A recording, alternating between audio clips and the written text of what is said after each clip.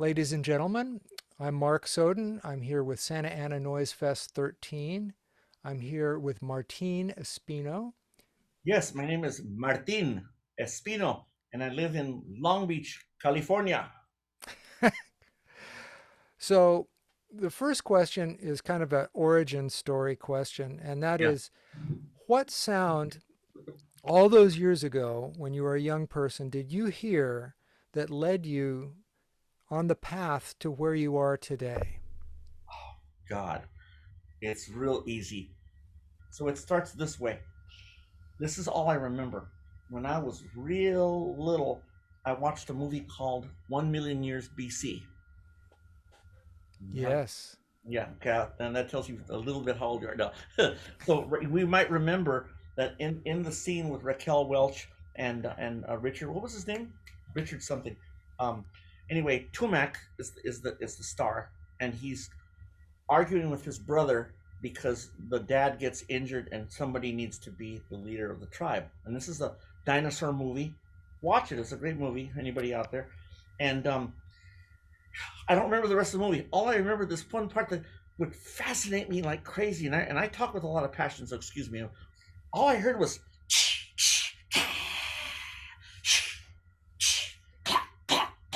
and I knew what they were. I knew what those sounds were, Mark. Somebody got some kind of rattle and put it in a metal sheet. I could hear. I could hear. I knew it was metal. And then when I heard the clacking, I go, I know what that is. Mom, somebody's playing rocks on television. And they were going, listen, listen to that section. That section is mind blowing, you know? And that stayed with me in my mind, Mark, for so long I can't remember. And this is before I was a musician, you know? I must have been, what, 8 or 9. Here's the other one. I just found out this stuff lately. I always thought that my brother had gotten me into science fiction because he would say, "Hey, he called me Bump. Hey, Bump, let's sit down and let's watch, It the Terror." And he never once said, "Don't be scared." He never said that. I was never scared. My mother was the one that she was the old Mexican mom. I'd be sitting there watching, Kronos or something, and then she'd come over. No, the Twilight Zone when they saw the gremlin in the window, and my mother goes behind me and she goes like this. Oh, I go, Mom, and she's going, I don't want you to see you can have nightmares. I never have nightmares, Mom. I never grabbed my mom's hand. I was like this, I never got in trouble. And I used to always watch this stuff all the time, Mark. So we'd watch these movies, and I got used to hearing from the flying saucers, you know? mm-hmm. And I loved alien movies. And matter of fact, my brother said the first thing I ever drew was a spaceship. And I drew it really good. He goes, and because he's an artist too. And so because of those movies, and the 1950s soundtracks, if you listen to "It the Terror from Beyond Space," and you see the spaceship traveling through space, and you hear it say, "Okay."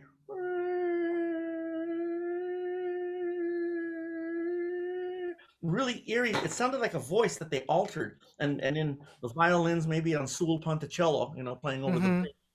And wow, Martin knows about theory, and so those sounds like that, I could never get that rock scene, and I could never get that spaceship scene out of my mind where it's you just hear that,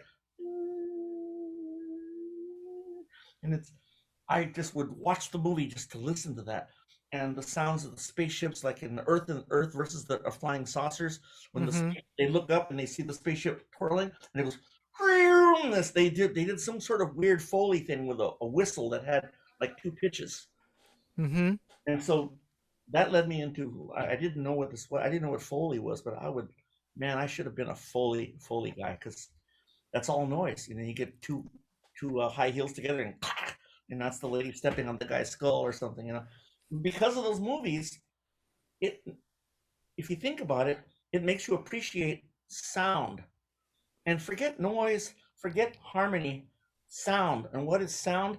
Sound is noise. It's harmony. It's dissonance. It's white noise. It's everything.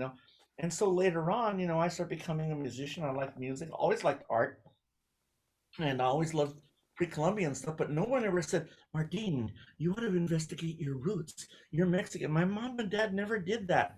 they just let me do what I wanted to do, because I never did stupid things, and I wasn't running in the street. And they, like when I started meditating, my mother didn't come in the room. ¿Qué estás haciendo? ¿Qué es esa cosa? She never said that. She'd be, I could hear her making tortillas, and I'd be listening, going, yeah. I would concentrate on these soundtracks, and just I found myself doing it by accident. Um, it's sort of like teaching yourself to stand over the edge of the Grand Canyon, but then leaning so far that you might fall, but you don't fall. That's kind of what meditation does. I've always been one of those ones that wondered what's above and what's below. Because in ancient Mexico, I was reading about what the adults would do with the kids and how they become priests. They said they always picked the kids that were wondering what was above and what was below, and they would take those kids and work with them. And I was one of those kids. Even when I teach now, I go, I'm holding the mirror and I say, this is my culture. Now I hold the mirror to you and say, what is your culture? Then I read later on that the ancient teachers called Plamatinime would hold a mirror to their students and say, who are you? I'm doing the same thing. So I found a lot of hookups into my ancestry. But all these things that widen your mind, meditation, teaching, they cause you to start accept. They take your fence and push it further and further out. So when I hear songs, dun dun dun dun, dun, oh, that's nice. When I hear, wow, that's cool. But I highly advise you watch old science fiction movies. So there's my long answer. Yeah, because Okay. old things. Yeah. Do do you have a piece of gear that you're going to use for Santa Ana Noise Fest 13 that you find inspiring and would like to tell us about? Pure sexiness is the Roland Rc505. This is the older one, the first one.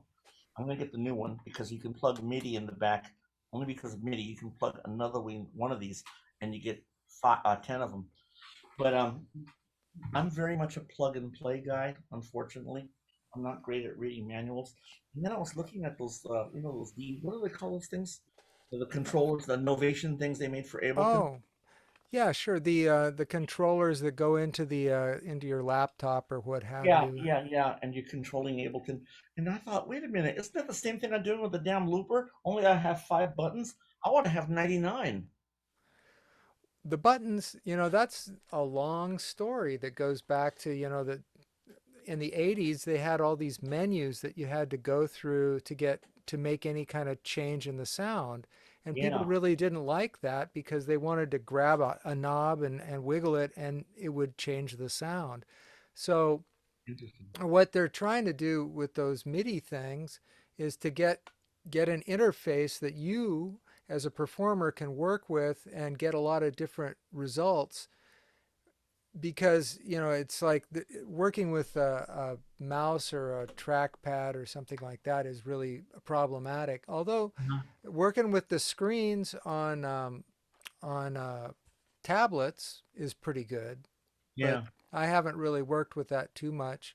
I just spoke with Sander Wolf. Fender Uh, does a lot of that. yeah, he's got a lot of that, and he's really good at it. And so it's I'm kind of a hardware guy myself. I like the hardware, Yeah, but I've wanted to use those things because why call up 5 instruments? I mean, I may have 3 instruments on one channel, two on another, 10 on another, one on the other, but I thought I want 99 different things. So I gotta learn how to do that. I have Ableton, but I've been hiding from learning it for the last 4 years. I keep updating it, and I use the sounds, but I don't use the whole thing. I've discovered that you can go on YouTube and somebody will show you how to work whatever it Yeah, is you're working on, and you yeah, can get the short ones, like the little 5 minute jobs where they'll say you can do this, and that okay. for me personally that works really well I because think I it's need to do a that. manageable amount of information and you can try it out and you have a better chance of retaining small for me speaking only for myself smaller amounts work better for me. So That sounds like me too. I because of all the things I got going on in my life, and this has a lot to do with sound too, is and advancing your knowledge. I find that and I'm not sure if it's because I'm older or what. I'm sharper than ever. But what I find is I have these times where I don't remember things or I can't quite understand something, and I'll have some friend of mine going, "Oh, Martine, you're just getting older," and I go, "No, it's because I have to memorize a lot of stuff. I know everything my daughter's doing. She's 32. I got to remember everything she's doing. I got to remember when she wanted to call me. I got to make all these bills going on. I got to take care of this problem and that problem." And then I started thinking about this. I forget what book was it called. I think it was Ghost in the Machine or something, where people said people were getting information sickness.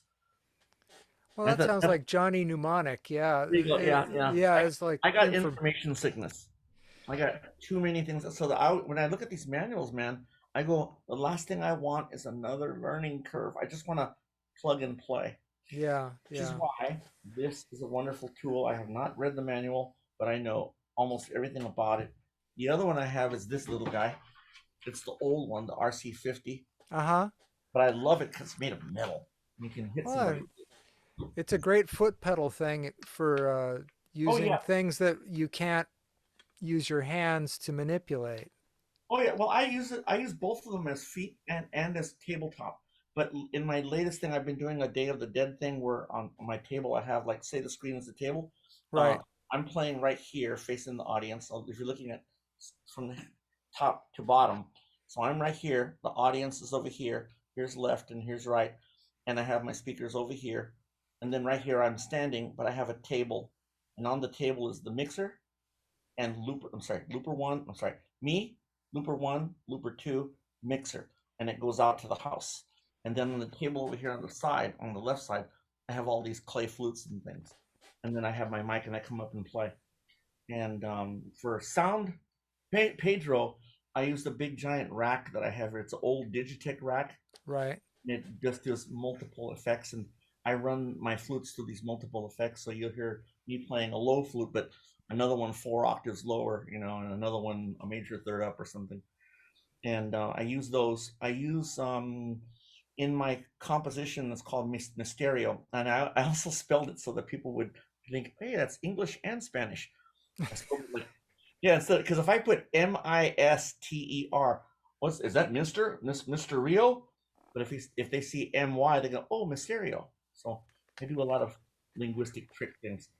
So it's half English, half Spanish. And what happens with death? Where do we all go, and where do we really happen beyond what you believe? What really happens that you can't see, that no one's come back and said, "Hey, man, I was over this, pretty cool." Uh, Well, all I know is, take me now so I can get rid of this bullshit. Take me now, please.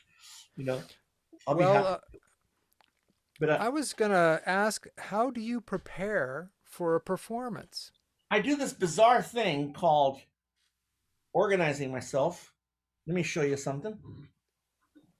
This is when I give my sarcastic explanations, which I'm well known for. And then I thought, I ain't got time to read this music. I know what I'm doing. I can hear all the things.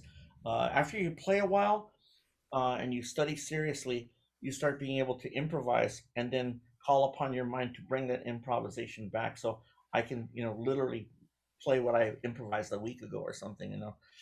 Usually it works better when it's, just a few minutes ago. And I can also write it out, and I can also read it. I don't read a lot, so I have to kind of go like, "What's it again?" Oh, and then I get it. So what I do with these things is, I prepare for this thing for you guys. What I did is, I started jamming, and I wanted to. In the past, I've always gotten these Mexican instruments to play with electronics. So maybe a synthesizer making some weird sounds, and then the instruments to reverb, but not playing melodies, just making sounds. I'll give you a good example. I'll explain this instrument later.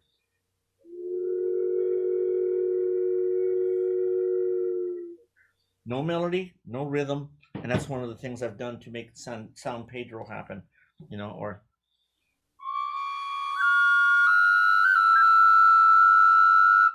no melody, no rhythm. But what I've been wanting to do is put these through effects to alter their sound. Somebody asked me, why do I do all these Mexican instruments? Why am I doing it? And I go, well, why are you playing a keyboard? Everybody plays a keyboard. It's thousands, hundreds of years old.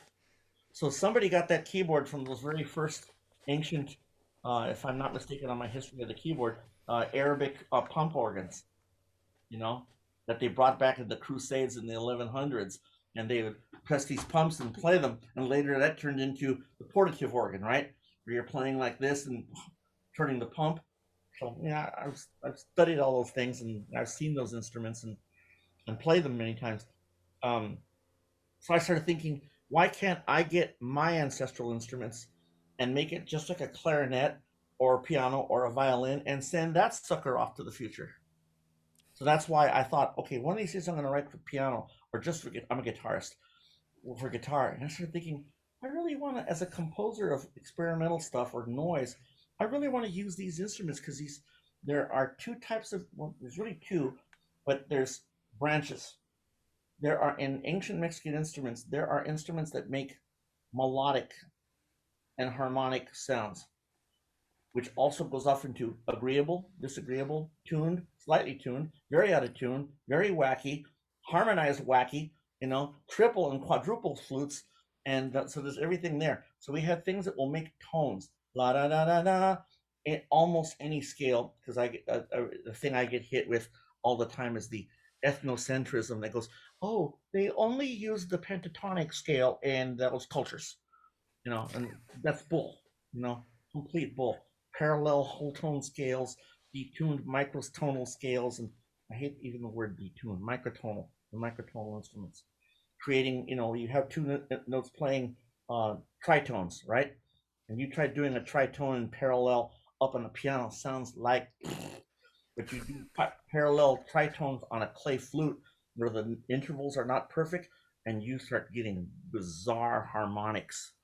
You'll be playing two notes and you'll hear a third one going like that. I don't know if you can hear it on this thing. Let's see, check it out.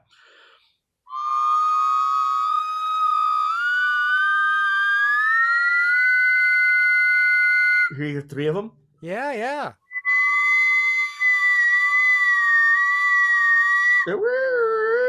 That's yeah.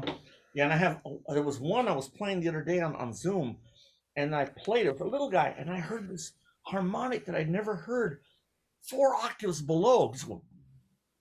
I go, what the hell is that? I know a lot of it is the liquid in your eardrum is going. What do we focus on? And your brain goes everything, which is I love about the neuroscience. I study neuroscience too, which is I love about the neuroscience aspect of this whole thing. There's a lot of things going on and these things, different sounds can affect you. I didn't think about it. I thought it was a new age thing. And I've been doing education. I thought, I'll just bring my instruments and show people what I do in my culture. Let's sing some song, kids, and let's go to the rainforest. And I want you to close your eyes and visualize a forest, right? Because we're in a classroom. Look, we're not in a rainforest. So close your eyes. I didn't know that when the kids were doing this, closing their eyes and hearing white noise, right? Guess what white noise does? It involuntarily causes you to literally go into a embryonic prenatal state. Oh, wow. What the baby hears in the tummy in a liquid environment, which also leads to the water drums I have, sound is amplified in water. So the baby's floating in there, and the babies can hear, I think it's after 8 weeks or something, or they feel vibrations. So what's the very biggest thing that's making a vibration that you don't hear, but you hear in a liquid environment? The heart. And as it expands, it sends, blood, a sonic wave out. right? It sends a frequency out, and in water, that frequency gets amplified, and little baby hears, and they hear the blood, which is amplified in the liquid environment. And guess what blood sounds like in liquid environment? So they say if you can make the correlation to. We didn't have this when my daughter was little, but now you can buy a white noise machine for your kids and turn it on, and you wonder, why do the kids just go, they're gone, man? In neuroscience, because of the white noise, it's a sound that we automatically, involuntarily go, oh, this is where our hearing it has to do. Our hearing goes, it's safe. There's white noise playing. That means I can close my eyes. Because what was the one thing that we needed to do a long time ago? Close your eyes and rest, because we were always, as hunters and gatherers, always wondering, what's that sound? that leaf crunch, is that a 3-year-old daughter or is that a 42-pound jaguar? And we would Hmm. assign these sounds, crunch, oh God, that's some kind of animal. I better turn around. We made a difference between high pitches and low pitches. And that's how our ears are basically made for safety, for survival, to hear our environment. Um, and so I didn't know that I was wondering, how come I do this rainforest thing? And we're just going to the jungle and trying to imagine we'd be singing a song and also no rhythm. No rhythm. And so I Yeah. always tell my kids, my kindergartens can understand this stuff about the brain. I go, this is how your brain works, guys. When I go like this, the first thing they do is they copy me. And I go, let me ask you a weird question. Let me back up. I would always begin like this, guys. I'm going to do something. I'm not going to tell you what I'm going to do, but I want you to put your hands like this. Ready? And then I go,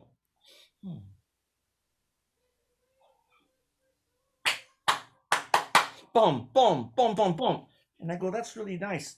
I'm glad you do that. Thank you. Put your hands down. I go, let me ask you a question. Um, you guys did it as soon as I did it. And you do that all the time. It's nothing. It's easy. And they go, yeah, it's really easy. You just repeat it. Class, class. Yes, yes. But let me ask you a weird question. Who told you to begin at the same time? And the kids go, what the? Mrs. Rodriguez. I go, Mrs. Rodriguez, she's back there doing her homework. Look, Mrs. Rodriguez, did you tell them to clap at the same time before I got here? No. Then who told you? They go, our brain? I'm going, yeah. Because the brain is a calculator. And the second I go, done, done, I know where the next beat is. The brain is already calculating. It measures from here to here, so it knows the next one's going to be here. It knows the next one, you know. And I always call that waking up the calculator. So that's part of the whole neuroscience thing I've been discovered. I go, man, this stuff is immense. There's some incredible things we're doing.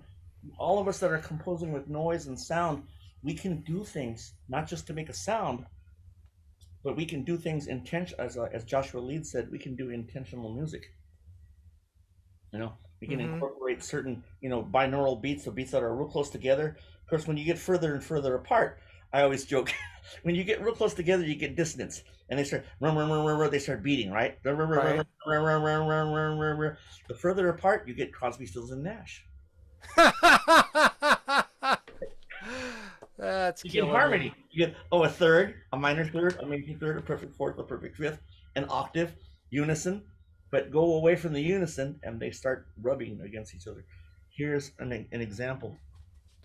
Well, let One. me get back to Okay, how do you prepare for a how do I performance? Now, you prepare? were talking about, Yeah, I got to try. Well, it's all that stuff. It's improvising. It's jamming. It's knowing what sounds I want to do. It's putting the things on the electronics and saying, "Oh, I really like how that effect is going."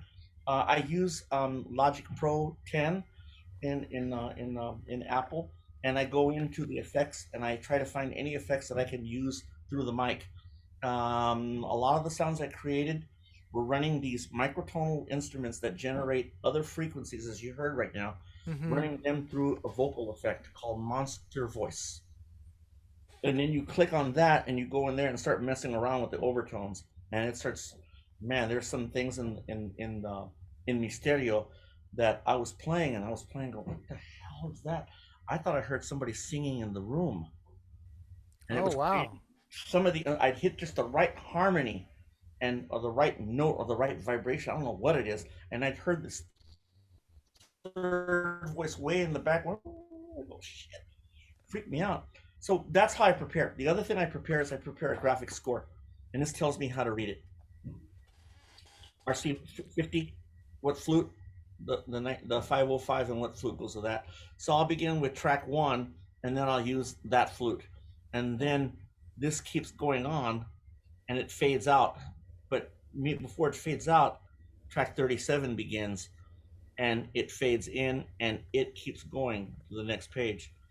And Okay, so there's 37 and then it and it diminuendos at and diminuendo, as this one's doing the whole song plays. There's the instrument I use, and it fades out as this one comes in, and so everything's dovetailing, you know. And so so when I it's kind of like your cut sheet, yeah how you move from one particular track to the next. Yeah, That's and great. so yeah, and so I was realizing all I'm doing is DJing. But I'm doing ancient sounds and bizarre vibrations and noise and stuff. So on one looper, channel 1, 3, and 4, and 5. On the other looper, 3 pedals, and I'll press 1, and then I'll press 5, and I'll put them both together and mix them over and let them play, and they do weird things. And on the 505, you can do things like flanging and repeating, Mm-hmm. Mm-hmm. doing things like that. And I'm messing with that. And then as one fades out, the other one comes in, but then a new one comes in under it. This one fades out, another one. So it's like DJing, mixing live. That's all, or what Bill Almus does with his videos. Right, right. So Crazy, you huh? look really busy these days. Do you want to tell us a little bit about what you're working on? Oh God. Well, I'm thankful for being in the Santa Ana Noise Festival. Thank you much, because it's another not just to play, but that I get to do more work in sound. I love doing sound. Um, Let me go back on this one thing for 1 second. Uh, one or two of the pieces are started morphing into some kind of ambient thing, so they have kind of a harmonic quality, Mm-hmm. kind of a pretty sound. Because I wanted it to end with some kind of a positive thing. And what do? You use the tools that people know. You use the Right. nice harmonies, and they feel it. It's ended, and as it fades, I know he went from somewhere because it begins very dark, and each piece has a title. Um, what is it? The first piece is called "End of Being," which I got from the galaxy being in Outer Limits. Okay. He asks the alien, "Where you are, do you have death?" And the alien goes what? He goes, "Do you have end of being?" And so that's where I got that. And then the other one is, "Where do we really go?" We know from our faith that we have, but where do we really go? What is that? Well, let's say we go to heaven. What heaven is it? Is it a green room or is it a pink room? They have trees, and do they have deer? Or is there candy everywhere? And then the other one, so yeah, so end of being. Where do we really go? And no one can remain, and that's based off of Nezahualcóyotl's 14th century poetry in ancient Mexico, where he's questioning the doctrines of the day. Do we really go? There was some concept of heaven called Topan, and Tlaltipac was the earth, and so he goes, "Do we all go there, or where do we really go?" But no one thing for sure, no one can remain. And then the last one is another Nezahualcóyotl quote, is where he's saying, "No matter what you do, may your heart find its way." There's a lot of distractions on the way. You give yourself to phony things and you ruin your personality, or you do something else, but find your place so you find your path. And that was how it is. And it made me think about the reason for like Dia de Muertos or death, and how this is all based on pondering of death. Is that what are we left with? We're left with thinking, "Oh, I'm sorry that person died. He could have done this. He should have done that." But what are we left with? We're left with us, because when someone dies, we're around to make our life better than that person, or continue their work, or work in their things that they inspired. No, and so yeah, that's why I did that work. The question was, you're very busy, and I just wanted to Yeah, give you an yeah. So that, opportunity to tell us a little bit about what you're up to. right. Okay. Yeah. So that's kind of where I wanted to do that. That's what's making me busy. The other thing that's making me busy is during the COVID time, when I had tons of work, like $12,000 work of just gone, because 60 to 70% of my work is education. I'm in schools teaching these instruments and talking about neuroscience, building flutes, and within the first 2 weeks, I was already getting asked to do virtual stuff. And luckily, I have a little sense of video, so that helped. Um, and that bloomed into somehow other people doing the same thing, and they were seeing what I was doing. And then I got asked to do two big movies. And then another friend of mine had me do one movie in 2013, but he had a lot of sounds left over. So what he did with that is he pulled the sounds and put them into a documentary, which is on Netflix. And then he released 9 episodes called Chavez Ravine in 9 innings. and of course I'm all over that thing. I haven't had a chance to watch it. So I had 9 episodes of Chavez Ravine. I've got his documentary Carlos Almaraz with Playing with Fire. I got to talk about the old ways, the old ways. It's on Netflix right now, and I'm on the whole soundtrack almost every moment, because they wanted the atmosphere of scariness, but also using the ancient instruments because they were all these. This composer is pretty smart. He was looking at other people's things. He looked at my things, and he's going. He sees me using these instruments as melodic, but also as um, not as melodic instruments, as I said earlier, but the second category, noise generators, Mm-hmm. Texture. which which goes back to your first initial question about things about noise. I mean, if you think about this, it's a noise. I don't hear any melody in there. You might, if we slowed it down, you might hear some pitches. If I get a rattle, I sort of hear, I hear a pitch. If I use my thunder thing,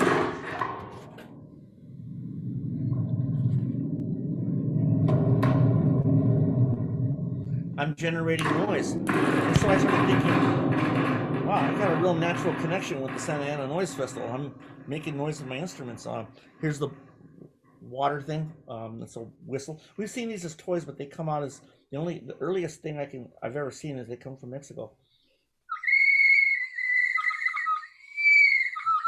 Remember, it sounded different when the water was in there earlier. Yeah, yeah.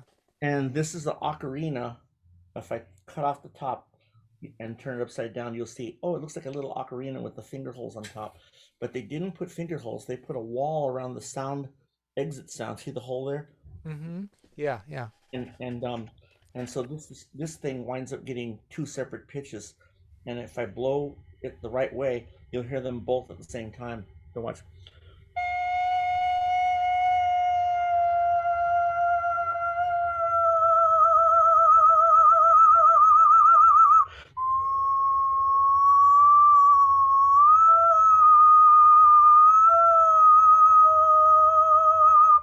I can get both of them. Pretty cool. Or using these Way things. cool.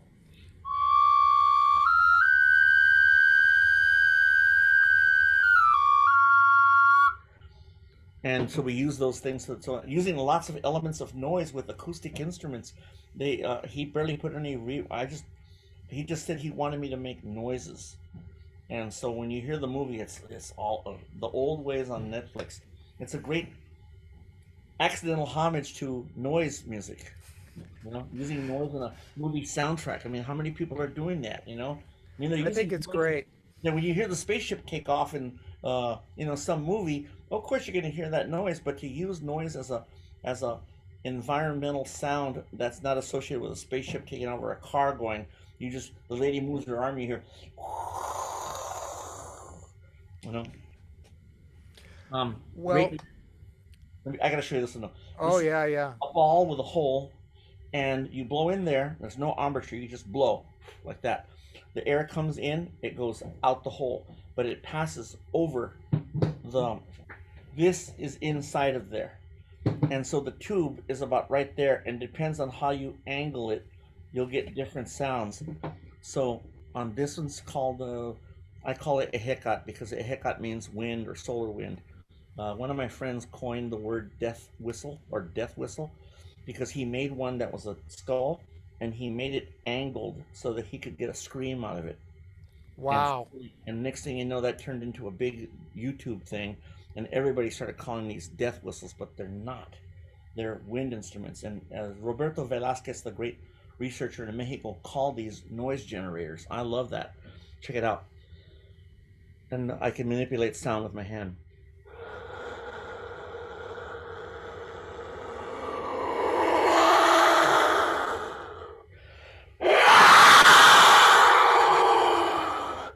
And I use these in meditations, but I'll be playing like this in meditation.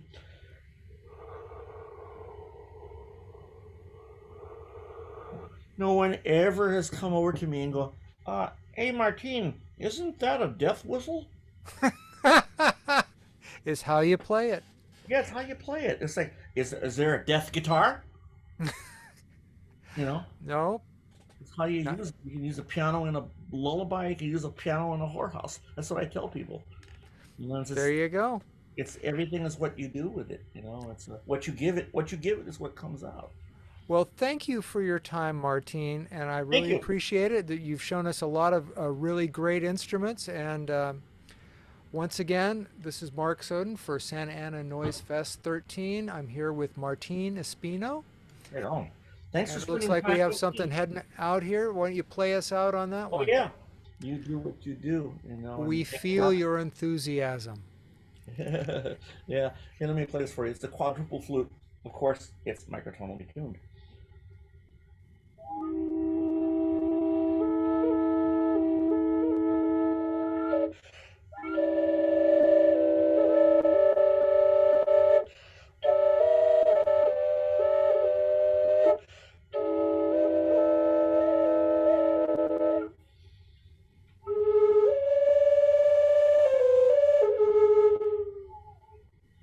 Have fun. Let's get weird.